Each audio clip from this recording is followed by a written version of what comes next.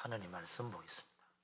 누가복음 3장 1절에서 6절입니다.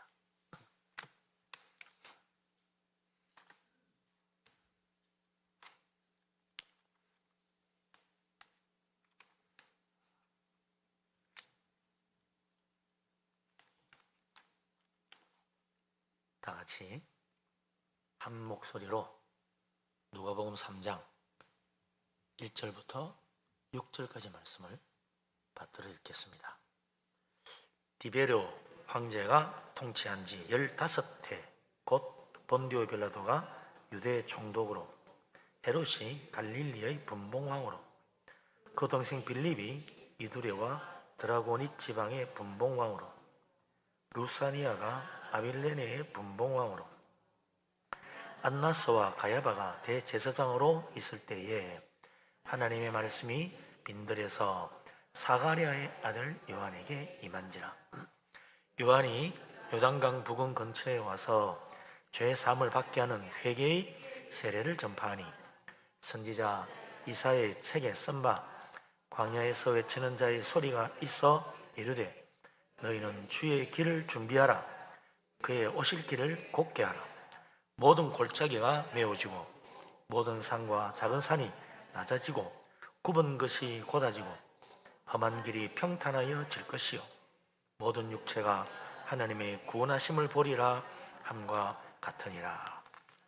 아멘.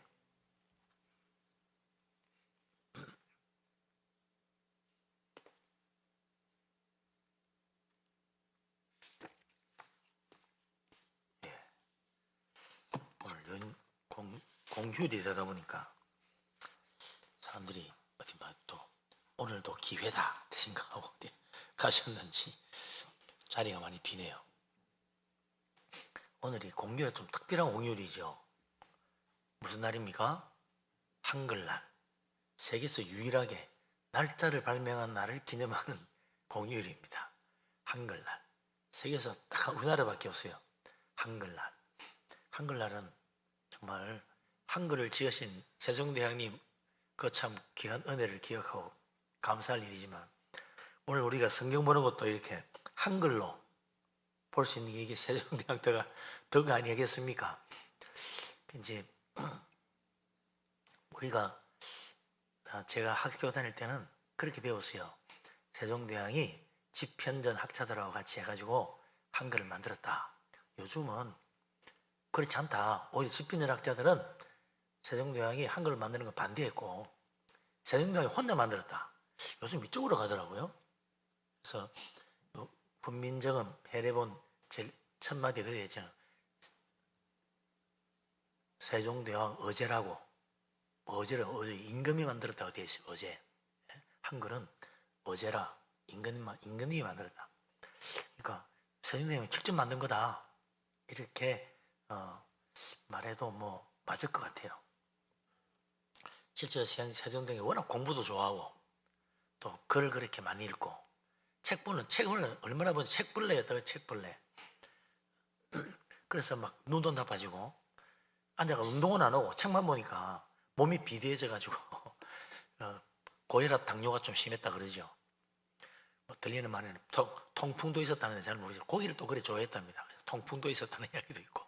하여튼 운동을 별로 안 해가지고 몸에 각종 병이 많았어요. 운동을 많이 해야 되는데 잘 드시면서 운동을 잘 안 하니까 비대해가지고 그랬다는 이야기 있습니다만, 하여튼 참 고마우신 분이죠. 우리 오늘 이렇게 성경을 볼 수 있는 것도 다 한글 덕분인데, 누구나도 한글 금방 익혀가지고 다 배우잖아요. 그런데 정말 감사한 것은 그런 세종대왕을 이 땅에 보내주시고 그런 세종대왕에게 지혜를 주셔가지고 한글을 만들 마음을 주셔서 감동을 해요. 한글을 만들게 하신 하나님, 그게 정말 귀한 은혜지요. 하나님이 세종대왕 안 태어나게 했으면 저 뻔했어요. 또 태어나도 왕이 안 되게 만들어서 어떻게 하겠습니까? 한글 못 만드는 거지. 또 하나님이 세종대왕에게 솔로몬 같은 지혜를 안 줬으면 어떻게 그 공부를 해가지고 만들 수 있었겠습니까? 뭐 오늘날도 보면 모든 이 언어학자들이 한글을 보고 감탄한다 그러죠. 기가 막히게 언어학적으로 이렇게 정확하게 글자를 만들 수 있냐. 정말 천재다 그래 말할 정도로 실제로 세종대왕은 천재였던 것 같아요. 이 다 하나님 은혜입니다. 이 땅에 세종대왕 같은 사람 보내주셔가지고 한글을 만들게 하신 하나님 얼마나 감사합니까? 오늘 이게 그 한글 덕분에 예수님을 믿고 성경도 보고 은혜 받고 사니까 우리 하나님 주신 귀한 축복 기억하고 성경 많이 읽어야죠. 네. 이 귀한 세계에서 제일 좋은 글자라는데 이렇게 쉽게 읽을 수 있는 한글 성경이 있는데 성경 읽기를 게을리한다. 하나님이 주신 놀라운 축복을 발로 차는 거지. 성경 많이 읽고 은혜 많이 받으시기 바랍니다. 아멘. 우리나라 특이한 게 선교 초기부터 그랬어요. 다른 나라는 선교사에 들어가가지고 거기서 참 그 나라 말을 연구해서 글자를 만들어서 성경책 번역해가지고 그래가지고 이제 사람들 주는데 우리는 선교사 오기 전부터 이 땅에 발을 디디기 전부터 이미 저 만주에서 한글로 성경을 번역해가지고 이 땅에 들어왔습니다. 그래서 제가 처음에 알기로는 그냥 누가복음 하나 써가지고 하나를 번역해가지고 이렇게 한 줄 알았는데 나중에 알고 보니까 그 선교사 로스 선교사가 이 영국 선교사지요. 누가복음을 처음으로 번역한 것만 아니고 신약 성경 전부 다 번역했다고 되어 있더라고요. 신약 성경을 다 번역했어요. 참 큰 일을 한 거죠.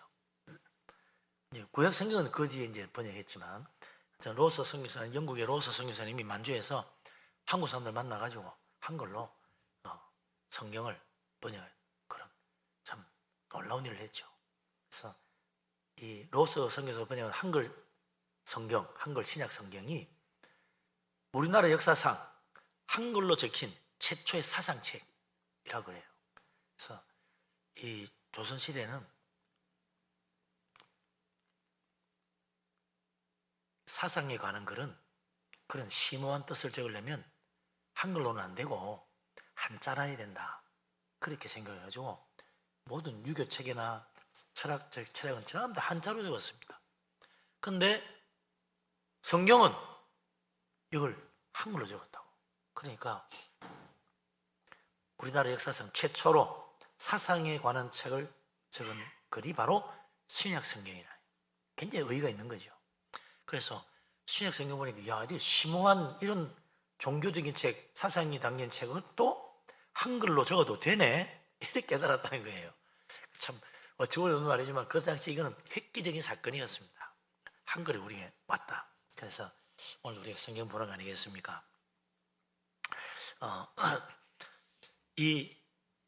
오늘 우리가 이 말씀 속에는 가장 핵심적인 사람이 누굽니까? 세례 요한이 나와요. 세례 요한은요, 원래 제목도 있지만 말씀의 사람입니다. 그가 나타나서 하나님 말씀을 전하던 시대가 어떤 시대냐? 이제 1절 2절에 나오죠. 같이 한번 읽어보겠습니다. 1절 2절. 디베랴 황제가 통치한 지 15해 곧 본디오 빌라도가 유대 총독으로 헤롯이 갈릴리의 분봉왕으로 고등생 빌립이 이두레와 드라고니 지방의 분봉왕으로 루사니아가 아빌레네의 분봉왕으로 안나서와 가야바가 대제사장으로 있을 때에 하나님의 말씀이 빈들에서 사가랴 아들 요한에게 임한지라. 아멘. 짧은 두 구절이지만 굉장히 중요한 사람들이 많이 나오죠. 디베리오 황제, 티베리우스 황제. 이 티베리우스 황제가 세상을 지배하던 그때 왕이 오른 지 15년째 되는 해라. 그때 본디오 빌라도가 유대 총독이 돼가지고 왔다. 유대 총독을 했을 때. 또 갈릴리의 분봉왕이 헤롯이랬다. 이 헤롯은 예수님이 태어날 때 아기 예수님을 죽이려 했던 헤롯 대왕의 아들이죠. 아들 헤롯이 갈릴리 분봉왕이었고, 거동생 빌립이 또 이제 이 헤롯의 동생이죠. 그러니까 헤롯 대왕의 둘째 아들이겠죠. 그 동생 빌립이 이두레와 드라고니 지방의 분봉왕으로 있었고, 그리고 루사니아가 아빌레네의 분봉왕으로 있었다. 그런데 뭐 본디오 빌라도 너무 잘 알잖아요. 이 사람 뭐 한 사람입니까? 예수님 재판한 사람, 그것도 엉터리 재판한 사람. 지 입으로 죄 없다 그러고는 채찍질을 하고, 자기 입으로 죄 없다 그러고 십자가 사형에 내준 사람. 이런 재판관이 세상에 어디 있습니까? 뭐 엉터리도 이런 엉터리가 없어. 그러니까 두고 저주받는 거지요. 아니 자기 우리 무죄라고 그러고 예수님을 십자가에 못 박았으니 그거는 예수님을 재판한 것이 아니라 예수님의 고난을 입힌 자다. 그래서 우리는 사도행전 외울 때마다 본디오 빌라도에게 재판받아가 아닙니다. 고난받아 십자가에 죽으신다고 한다고. 본디오 빌라도가 재판받아서 십자가에 못 박혀 죽으시고 이래야 되지. 근데 재판받은 게 아니고 엉터리야. 그러니까 고난받은 거지. 이런 참 앞뒤 없는 인간, 본디오 빌라도입니다. 그 다음에 헤롯, 이 사람은 또 그 아버지는 예수님이 태어날 때 예수님 잡아 죽이려 했는데 이 그 아들 헤롯, 갈릴리 분봉왕 헤롯은 어떻게 합니까? 이 사람은 세례 요한을 죽인 사람입니다. 뭐 때문에 그랬어요? 자기가 동생의 아내를 빼앗아 가졌어. 헤롯이야. 예? 동생의 아내를 빼앗아 가졌어. 그러니까 이 세례 요한이 가가지고 아니 동생이 죽으면 그 아내를 맞이하는 것은 율법에 있지만 살아있는 동생의 아내를 빼앗아 가지는 것은 그건 하나님 말씀에 어긋납니다. 그랬더니 아니 임금이 하면 하는 거지 감히 내한테 뭐 이러고 저러고 잡아 넣어라. 잡혀 들어갔어요. 그러다가 어떻게 합니까? 자기 생일 잔칫날 그 헤로디아 딸이 춤을 추가지고 헤롯의 마음을 기쁘게 해주니까 네 소원이 뭐냐? 엄마 내가 뭐라 할까요? 그랬더니 헤롯의 목을 베어오느라 세례 요한의 목을 베어달라고 그래라. 이래가지고 그냥 이건 재판도 없고 아무것도 그냥 자기 생일날 잔치에 말 한마디에 그냥 세례 요한의 목을 베었잖아요. 이야 참 흉악한 왕이지. 뭐 본디오 빌라도나 헤롯 왕이나 똑같은 사람이야. 재판 같은 거 중요한 게 아니야. 이런 참 법도 없는 그런 왕, 그런 총독, 이런 사람이 다스려지는 시대니까 얼마나 암담한 시대입니까? 그리고 이제 그 밑에 보면 또 안나스와 가이바가 나오잖아요. 대제사장 안나스와 가이바. 이 사람들은 어떤 사람입니까? 대제사장인데 뭐예요? 예수님 잡아 죽이려고 음모를 꾸민 사람입니다. 그래서 거짓 증인 세워가지고 예수님에게 누명을 씌워서 하나님을 모독한 참남죄로 사형을 쳐야 된다. 그래가 기어코 이 빌라도에 가가지고 예수님 사형시켜달라고. 그것도 그냥 안 되고 십자가형을 쳐야 된다고. 그래서 기어코 그 십자가형을 받아낸 사람이잖아요. 안나스와 가이바는 더 흉악한 죄, 예수님을 아무 죄도 없는데 십자가 사형을 당하게 만든 사람. 이 얘기를 보니까 참 무지한 사람들, 흉악한 일 한 사람들이 다 나와.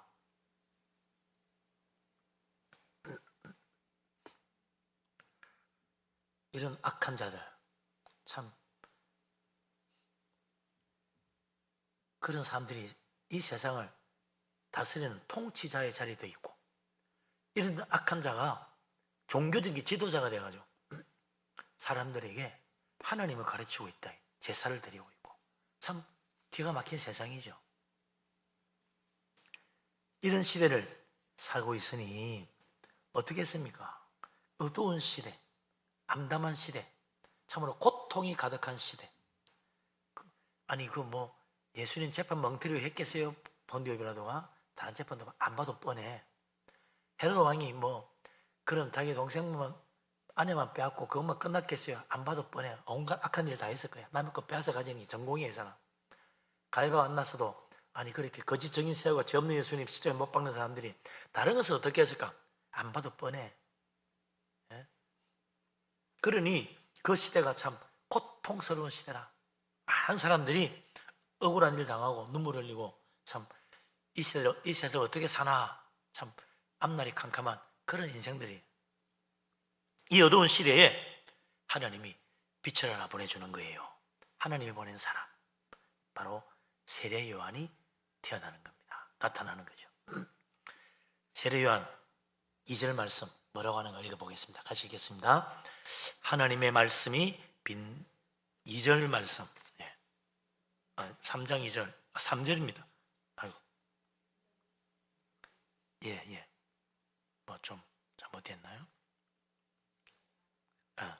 2절 말씀 같이 읽겠습니다.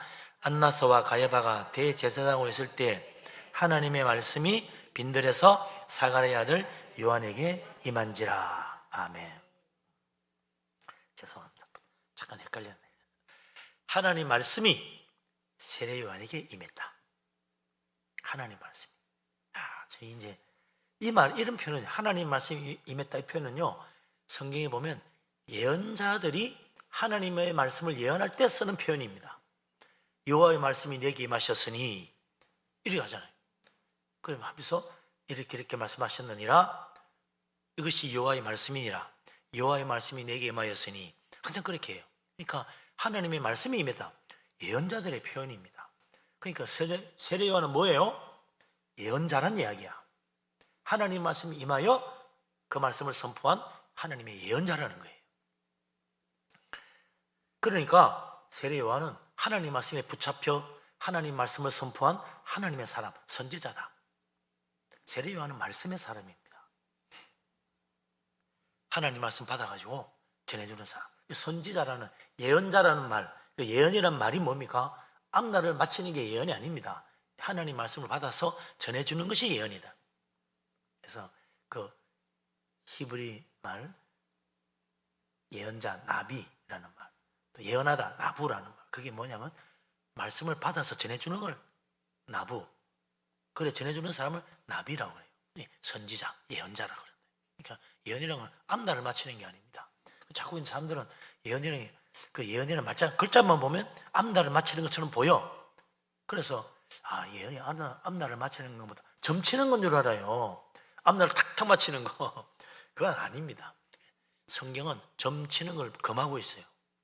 앞날 마칠 수도 있겠지. 근데 하나님은 점쟁이 그냥 두지 마라. 앞날에 점을 치고 앞날을 마치는 사람들은, 그 사람들은 하나님 보낸 사람 아니다. 선지자들은 앞날을 마치는 사람이 아니고 하나님 말씀이 임하여 그 말씀 받아서 전해주는 사람입니다. 우리가 하나님 말씀을 전해주는 것이 그게 선지자, 예언이라. 그렇기 때문에 세례 요한은 하나님 말씀을 전해주는 말씀의 사람, 예언자, 선지자인 거죠. 예수님께서도 이 세례 요한을 선지자라 그랬어요. 예언자라고. 어디로 나오냐? 누가복음 7장 26절에 나와요. 거기 보면 뭐라 그러냐면, 너희가 무엇을 보려고 광야로 나갔더냐? 광야에 뭐하러 갔냐? 옷 잘 입은 사람 보러 갔냐? 그럼 패션쇼 같은 사람 보러 가면 왕궁 가야지. 좋은 옷 입은 사람. 광야에 왜 왔냐? 선지자 보러 왔냐? 옳다, 맞다는 거야. 이 광야에 왜 왔냐? 선지자 보러 왔다. 내가 너희에게 이르노니 선지자보다 훌륭한 자니라. 선지자보다 더 훌륭한 사람이 여기 있다. 그게 세례 요한이라는 거예요. 세례 요한은 예수님도 인정한 선지자야. 그런데 선지자 그 이상으로 위대한 사람, 훌륭한, 선지자보다 더 훌륭한 사람. 세례 요한이 뭘 했길래 예수님이 세례 요한이 선지자인데 선지자보다 더 훌륭한 사람이라고 하는가? 4절 말씀에 나와 있어요. 4절 말씀 같이 읽겠습니다. 선지자 이사야의 책에 쓴 바 광야에서 외치는 자의 소리가 있어 이르되 너희는 주의 길을 준비하라, 그의 오실 길을 곧게 하라. 아멘. 선지자 세례 요한이 나타나가 뭘 하냐? 앞으로 이런 사람이 와서 이런 말을 할 것이다 라고 이사야 선지자가 예언까지 했어. 선지자가 나타날 것을 예언까지 한 사람, 그게 보통 선지자가 아니야. 미리 예언대로 태어나가지고 예언대로 예언한 선지자 누가 있어요? 없어. 세례 요한이 있지. 세례 요한은 보통 선지자하고 차원이 다른 사람이에요. 세례 요한이 뭘 했길래 하나님이 이사야 선지자 통해 가지고 미리 그의 출현을 예언했나? 세상 모든 사람에게 주의 길을 준비하게 하는 일을 했다. 주의 길을 준비해라 라고 외치고 주의 길을 준비하도록 사람들을 이끌었다. 주님 오실 길을 곧게 하는 일을 하는 위대한 선지자, 그 사람이 바로 이 세례 요한이라는 거예요. 세례 요한은 세상 사람들에게 주님을 맞이할 준비를 시킨 사람이다. 그러니까 세례 요한은 선지자로서 사람들에게 하나님 말씀을 선포할 뿐만 아니라 그 이상의 사명을 가졌는데 바로 예수 그리스도를 세상에 보여주고 예수 그리스도를 세상 사람들에게 알려주고 세상 사람들이 예수님 따라갈 수 있도록 인도해 주는 일, 그게 바로 이 선지자 세례 요한의 일이다. 그러니까 보통 선지자가 아니죠. 선지자보다 더 훌륭한 사람이 되는 거예요. 이걸 다른 말로 표현하면 뭐라고? 우리가 흔히 쓰는 말로 표현하면 선지자 세례 요한은 예수 그리스도 앞서 나타나서 세상 사람들에게 예수 그리스도를 맞이할 수 있도록 영적 준비를 시키는 일을 하는 것뿐만 아니고 예수 그리스도 오실 때 사람들에게 이 사람이 바로 하나님 보내신 메시아요 하고 증언해야 되는 일을 한다. 증언. 이분이 메시아요. 이분 따라가세요 하고 사람들에게 예수님에 대하여 증언해 주는 거야.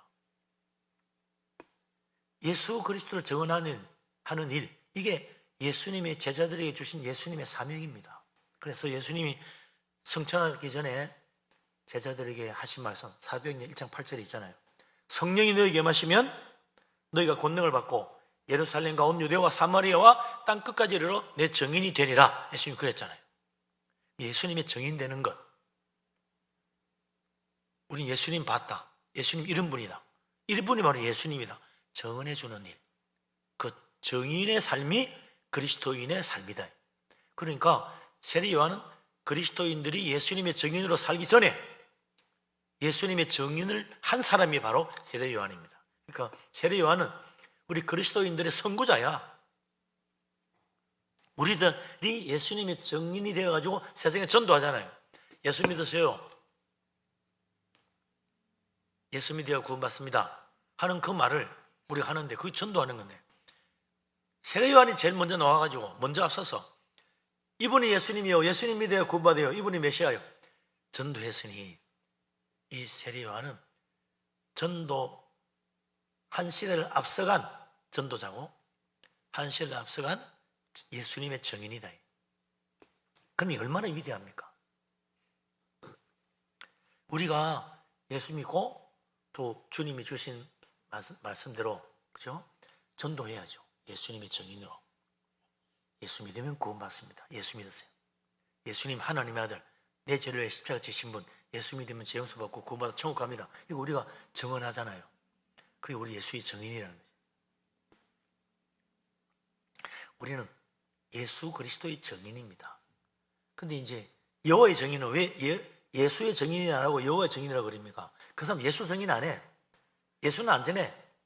예수는 그냥 보통 사람이야. 하나님 아니야. 그러니까 전할 필요가 없어. 우리는 여호와만 전합니다. 여호와의 증인인 거예요. 예수님은 하나님이 아니야. 여호와의 증인들에게. 그래서 예수를 안 전합니다. 그래서 자기들은 스스로 우리는 예수의 증인이 아니고 여호와의 증인이다. 자기 스스로 그러는 게, 우리는 이단입니다. 지 입으로 하는 거야, 그 말이. 우리는 여호와의 증인이다, 우리는 이단입니다. 스스로 자기 입으로 적어나는 거지. 이단들은 가만 들으면 자기 스스로 자기가 이단임을 스스로 나타내고 있어요. 그러니까 아, 이단이구나. 그래서 저렇게 예수의 증인이 안 되고 여호와의 증인이구나. 비슷할 것 같은데 완전히 다릅니다. 완전히 달라. 신천지는 누구의 증인이요? 이만희 증인이에요. 이만희 증인. 이만희 믿고 따라가니까. 그래서 아유, 우리 총재님, 그래, 요즘 총재라 그래, 그 사람들. 저한테 편지도 옵니다. 거기서 편지도 오고 문자도 보내줘요. 우리 총재님께서 이번에 뭐 세계 무슨 대회에 가셔가 말씀하시는데 아버지 온다고. 아이고, 참 예수 그리스도를 믿어야지. 예수의 증인 되어야 되냐. 이만희 총재의 증인이 되고 있네. 자기 스스로 우리는 이단입니다 찌입으로 말하고 있네. 뚜렷이 보이잖아요, 그죠? 예수님 증언을 해야지. 우리는 예수님의 증인입니다. 어디 가도 예수님 증거하고 예수님 전도하고 예수님 믿으라고 인도해야죠. 이번에 우리 천국잔치 하는 것도 그거 한번 잘해보자고, 1년에 한 번이라도 해보라고 천국잔치 하는 겁니다. 이번 천국잔치 통해서 전도의 열매 맺으시기 바랍니다. 아멘. 예. 위대한 선지자 세례 요한, 아니 선지자보다 더 위대한 선지자 세례 요한, 그는 이 세상 사람들에게 하나님 말씀을 전했는데 특히 예수님 앞서서 주님의 오실 길을 준비한 사람이다. 그런데 이렇게 위대한 선지자가 충분히 뭔가 할 만한데 뜻밖에도 한 번도 안 한 게 있어. 그게 뭐냐면 기적을 한 번도 행한 적이 없다는 겁니다. 세례 요한은 기적을 한 번도 행한 적이 없어요. 세례 요한쯤 되면 기적을 행할 것 같은데 한 번도 한 적이 없어.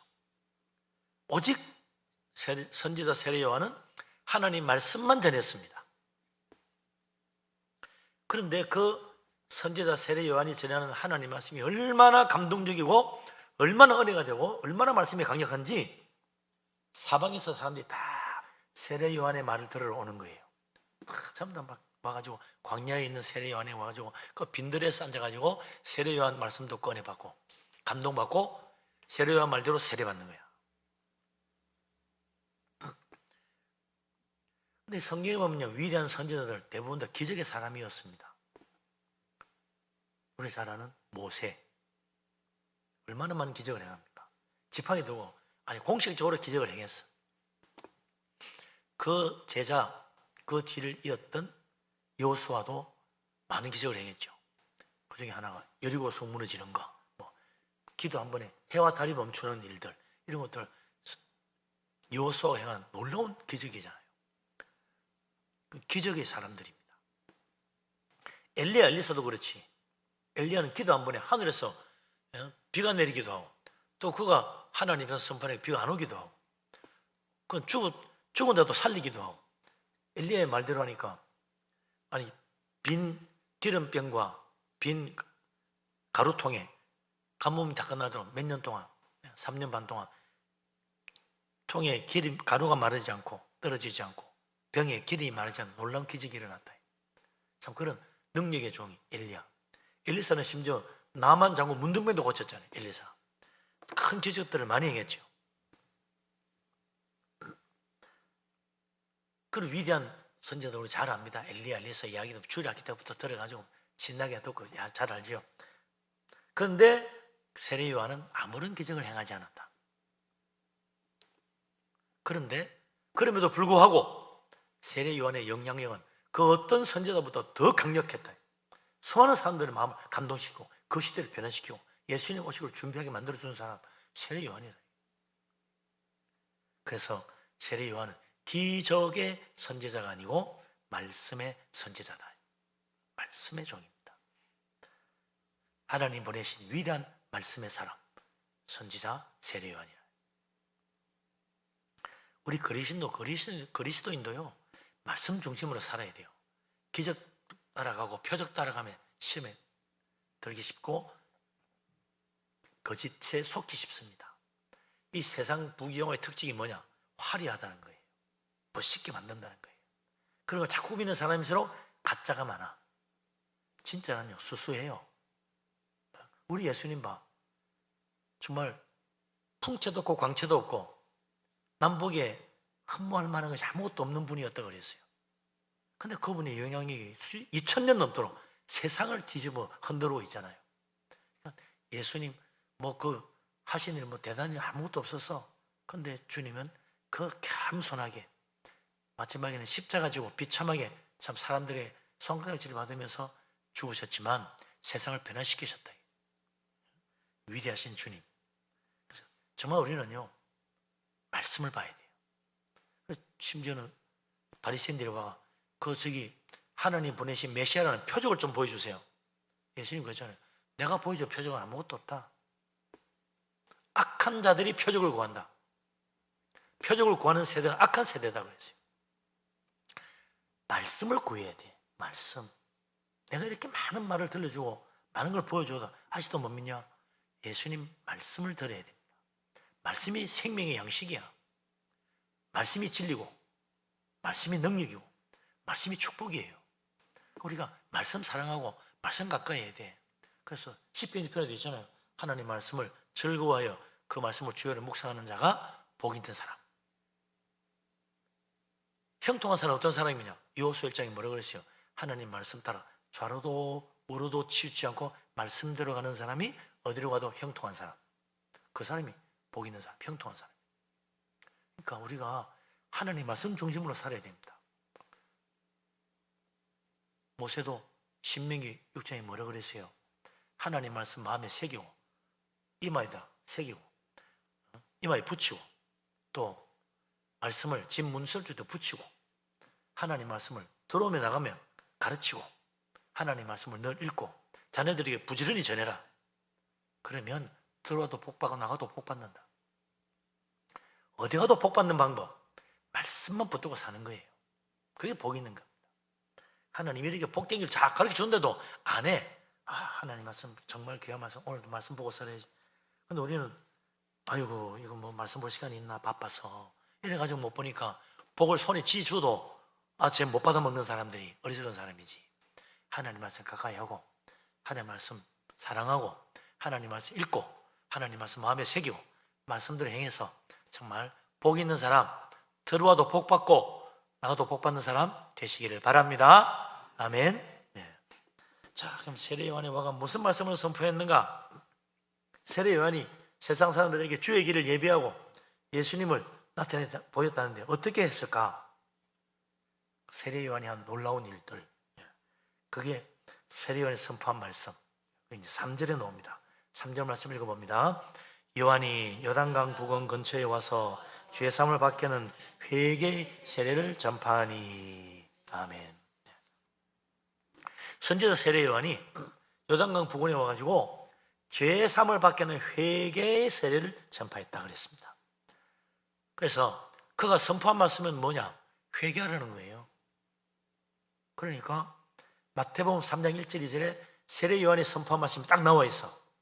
마태복음 3장 1절 2절. 그게 뭐라고 되어 있어요? 그때 세례 요한이 이르러 유대 광야에서 전파하여 말하되 회개하라, 천국이 가까이 왔느니라 하였느니라 그랬어요. 그러니까 세례 요한은 회개하라, 천국이 가까이 왔다. 회개하라는 거야.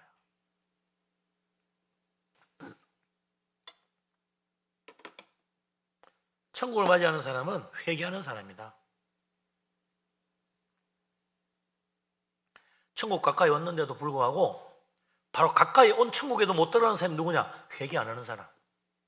가까이 왔는데도 못 들어가. 가까이 왔는데 들어가려면 회개해야 돼. 이 세상에 제일 어리석은 사람은 뭐냐? 하나님이 천국에 들어오기 쉽도록 우리 가까이 갖다 이렇게 가까이 갖다 줬어. 그럼 아이고 할렐루야 감사합니다. 들어가야 되는데 못 들어가. 왜? 회개 안 하니까. 천국 들어가는 문은 회개하는 문이다. 회개 안 하면 못 가요.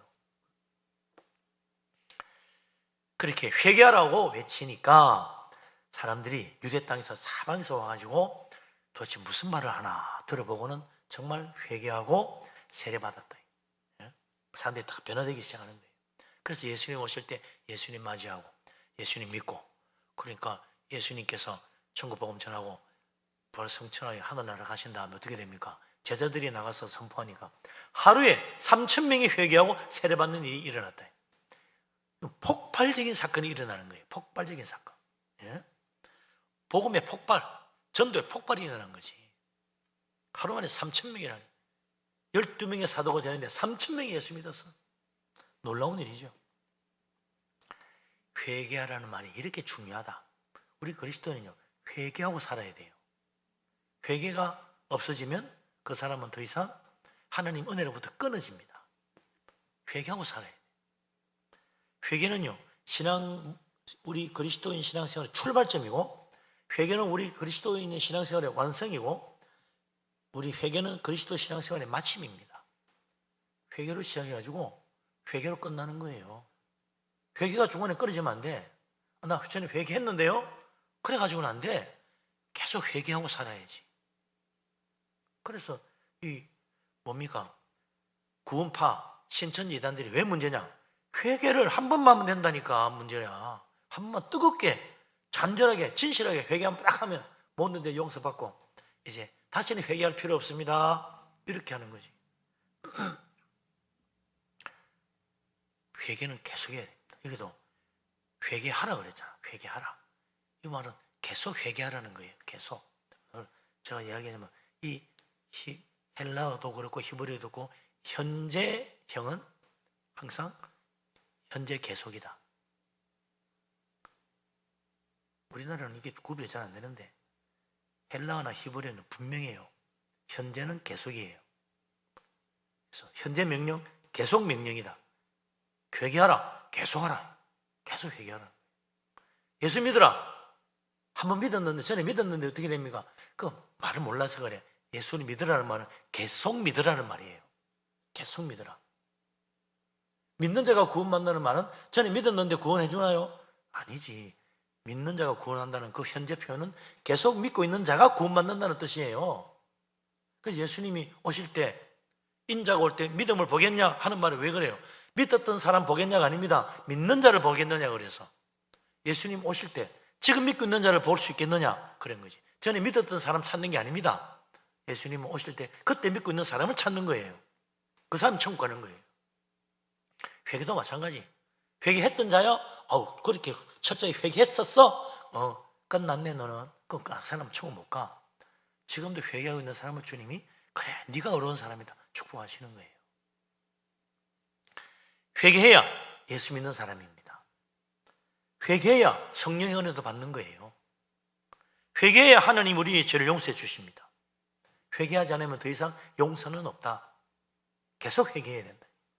회개해야 재시선 받고 회개해야 어렵게 됩니다.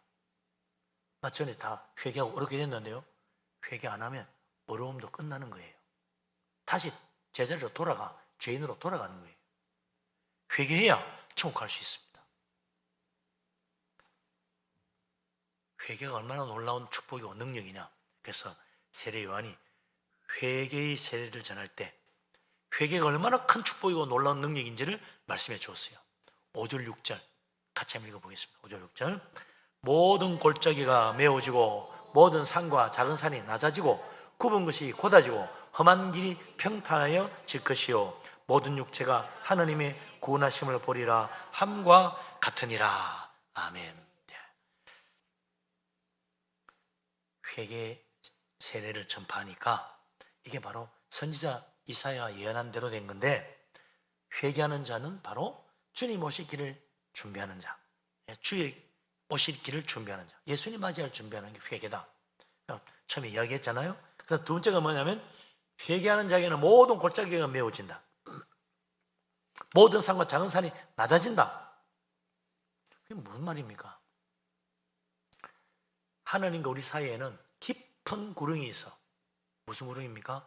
죄의 구렁. 죄악의 깊은 구렁이 있어가지고 하나님께 가고 싶어도 못 가고 하나님 은혜 받고 싶어도 못 받아요.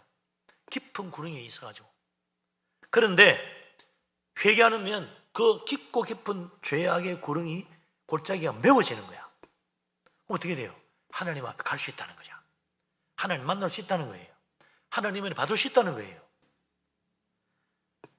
죄악이 높은 산, 낮은 산, 그 모든 크고 작은 죄악들의 산들이 우리 앞에 거쳐가지고 하나님 볼 수 없게 만들어. 산이 가려가지고 볼 수가 없어. 그런데 회개하면 높은 산, 낮은 산 다 낮아진다. 그 크고 작은 죄악들이 다 낮아져가지고 하나님을 가리고 있던 그 죄가 사라지고 하나님의 은혜의 빛이 보여진다. 하나님이 살아계시는구나. 하나님 나를 사랑하시는구나. 하나님이 보이는 거예요. 하나님이. 그리고 더 나아가서 이제 회개하면 굽은 것이 곧아지고 험한 길이 평탄해진다. 하나님께 가고 싶어도 갈 수가 없어서 어디 있는지 알아야지. 길이 굽어가지고 이 길이 어디로 가나? 하나님께로 가는 거 맞나? 세상 사람들은 굽은 길로 다 엉뚱한 데로 가고 있어. 굽으니까 어디 아무 데나 가는 거야. 에이 어디는 모르지만 아무거나 가보자. 그러니까 딱 가다가 멸망을 이루고 말아요. 자기 열심히 나름대로 나는 성실하게 삽니다. 저는 진실하게 삽니다. 저는 최선을 다합니다. 저는 노력합니다. 저는 정말 깨끗하게 삽니다. 저는 법 없이도 살 사람입니다. 나는 정말 인격적으로 훌륭한 사람입니다. 저는 성격이 좋아요. 무엇이 어떻고 저렇고 다 하는데 그거 다 굽은 길이야. 올바른 길이 아니에요. 가보면 다 멸망이라. 구원이 없어. 그런데 예수 믿고 회개하면 그 굽은 길이 곧아지니까 딱 보이는 거야. 십자가 저 길이구나. 예수 그리스도 주님이 저기 계시는구나. 굽은 길이 곧아지는 게 보이는 거예요. 험했던 길도 평탄해서 주님께로 달려갈 수 있게 돼. 전에는 가고 싶어도 길이 험하게 못 갔는데 이제는 그 길이 평탄해지니까 주님 바로 그냥 만나는 거예요. 주여 하고 부르면 주님이 바로 나를 붙잡아 주는 거예요. 그러니까 사도 베드로가 물에 빠질 때 주여 나를 구해 주십시오. 예수님 적시 가서 구해 줬잖아요. 그 샘풍랑이 있는데도 주님이 그 샘풍랑도 주님에게는 평탄한 거예요. 가서 바로 사도 베드로 건져주면서 왜 믿음이 적은 자야 왜 의심했냐 그러잖아요.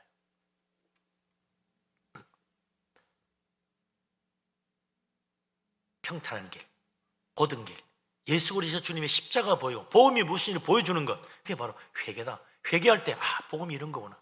회개할 때 하나님 사랑이 이런 거구나. 회개함으로 우리는 진리의 길, 십자가의 은혜가 바로 이런 것이구나. 그게 깨달아지는 거예요. 그거 모르면요, 회개 안 하면 나도 모르게 교만해집니다. 사람은 회개 안 하면 교만해져요. 뭐 끝없이 올라가.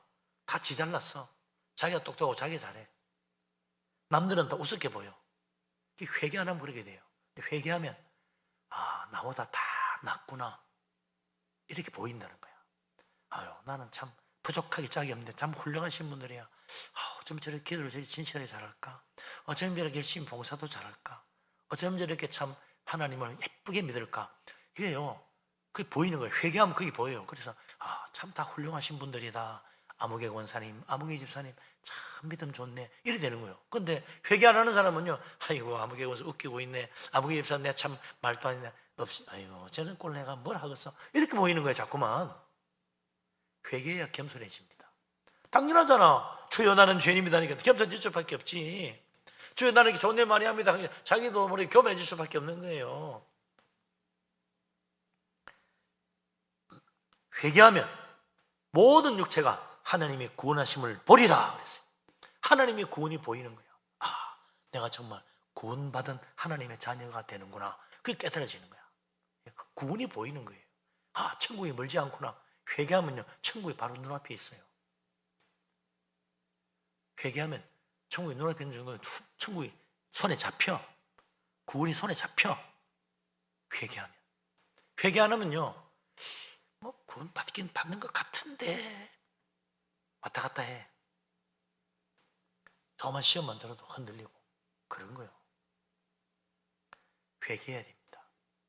예수 그리스도 주님을 가장 마음에 깊이 새길 수 있는 길이 뭐냐? 회개입니다. 왜? 예수님은 내 죄를 위해 십자가 지신 분이잖아. 그러니까 내 죄를 회개할 때 내 죄를 위해 십자가 진 예수님이 내 마음속에 깊이 박히는 거예요. 정말 예수님을 내 마음 중심에 제대로 모시려면 회개해야 된다. 항상 회개하고 살아야 돼요. 오늘도 회개하고 주님을 내 마음에 다시 한번 모시고 십자가 은혜 가운데 주님을 잘 섬겨서 하늘에 상급 잃지 않는 축복된 사람 되시기를 주님의 이름으로 축원합니다. 아멘.